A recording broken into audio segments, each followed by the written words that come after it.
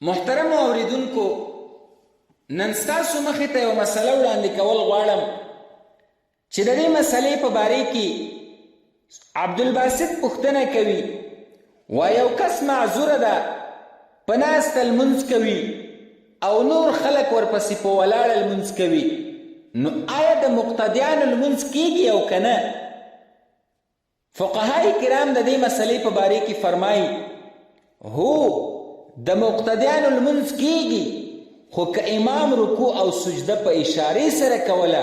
نو په دې صورت کې لمونځ بیا نه کیږي، او که رکوع او سجده یې کوله او کوله یې شوله نو بیا ورپسې لمونځ کیږي د مقتدیانو. ففي المبسوط للسرخسی جلد نمبر 2 صفحه نمبر 178 کې داسې لیکي: إن أبا يوسف رحمه الله تعالى ذكر في الأمال أن القياس ألا يجوز اقتداء القائم بالقاعد، وإنما جوزنا ذلك بخلاف القياس بالسنة، فإن آخر صلاة صلاها رسول الله صلى الله عليه وسلم بأصحابه في المسجد كان هو قاعدا وهم خلفه قيام. وفي خلاصة الفتاوى ولا يصح اقتداء الراكع والساجد بالمومي. وفي الطحاوي على مراقي الفلاح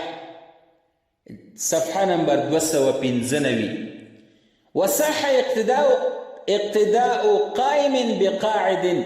أن يركع ويسجد، وهذا عندهما خلافا لمحمد رحمه الله تعالى.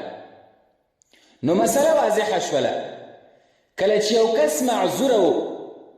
په ناسته یې لمونځ کولو، شاته ورپاسې نور کسان مقتدیان ولاړ ول، نو امام ته به کتلی شي، که امام سجده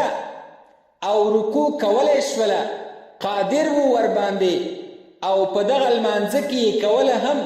نو بیا مقتدیانو لمونځ په دغه امام پسې صحیح ده، او که امام رکوع او سجده نه کوله،